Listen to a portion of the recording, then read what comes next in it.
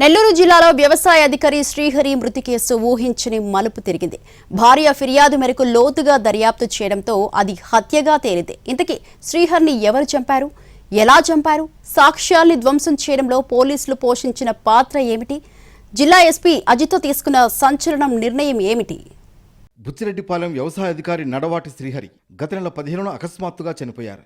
పెంచలకోన ఆలయానికి కారులో వెళ్లి తిరిగి వస్తుండగా గుండెపోటుతో చనిపోయాడని అతని బావుమరిది అందరినీ నమ్మించాడు. దారిలో ఆదురుపల్లిలో ఓ ఆర్ఎంపీ డాక్టర్కు చూపించాలని సిపిఆర్ చేసినా ప్రయోజనం లేకపోయిందని చెప్పుకొచ్చాడు. దీంతో నేరుగా మినగల్లులోని ఇంటికి తీసుకొచ్చామని తెలిపాడు. నా పేరు కుడుమల హరికృష్ణ, మా మామయ్య పేరు నడవాటి శ్రీహరి. గుడికి అని చెప్పి బయలుదేరి వెళ్ళాము పెంచులకోనకి. రిటర్న్లో గుండె నొప్పి అన్నాడు. వాటర్ బాటిల్ ఇచ్చాను, వాటర్ తాగాడు. కాసేపటికే సైడ్కి ఒరిగాడు. జరిగింది. హాస్పిటల్కి తీసుకెళ్ళారా? తీసుకెళ్ళాను. ఆర్ఎంపీ డాక్టర్ కాడికి తీసుకెళ్ళాను. ఈ లోపల చనిపోయాడు. ఎన్ని గంటలప్పుడు? 9:40, 9:50, 10 లోపల సుమారుగా. టైం అయితే చూడలేదు. అంత్యక్రియలకు ముందు స్నానం చేయించే సమయంలో శ్రీహరి మృతదేహంపై గాయాలు ఉన్నట్లు గుర్తించారు స్థానికులు. ఛాతీ, పొట్ట భాగాల్లో గాయాలున్నట్లు గుర్తించి పోలీసులకు సమాచారం ఇచ్చారు. మృతదేహాన్ని పరిశీలించిన వైద్యాధికారి చనిపోయాక రక్తం గడ్డకట్టడం వల్ల అటువంటి మచ్చలు ఏర్పడతాయని అన్నారు.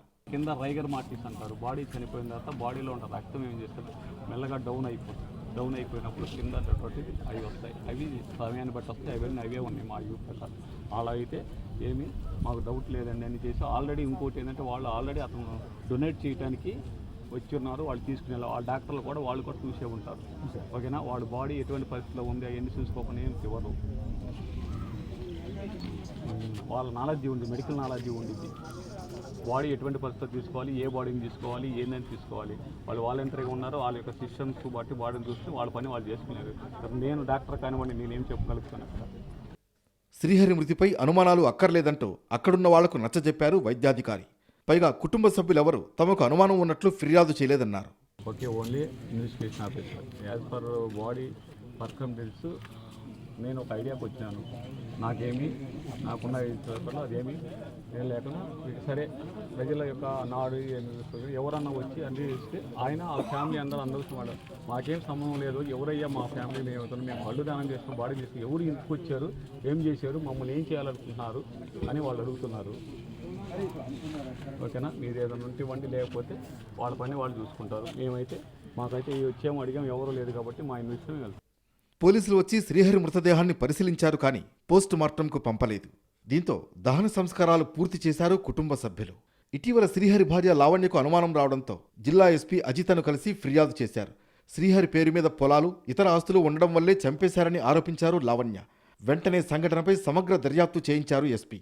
దీంతో శ్రీహరి గుండెపోటుతో చనిపోలేదని, కుక్కల్ని చంపేందుకు వాడే ఇంజెక్షన్ ఇచ్చి చంపినట్లు తేలింది. దీంతో గొలగమూడికి చెందిన సోంపల్లి రవీంద్రతో పాటు రామతీర్థంకు చెందిన యానాదయ్యలను అరెస్టు చేశారు పోలీసులు. ఈ కేసులో ప్రధాన నిందితుడు హరికృష్ణ పరారీలో ఉన్నాడు. ప్రథమ ముద్దాయి అయిన మృతుడి మేనలుడు బావమరిది అయిన కుడుమల హరికృష్ణ, అతను తోటపల్లిగూడూరు మండలం వరిగొండ గ్రామ కాపురస్తుడు. అతను దీంట్లో మేనమామతోడు ఉన్న ఆర్థిక లావాదేవీల్లో భాగంగా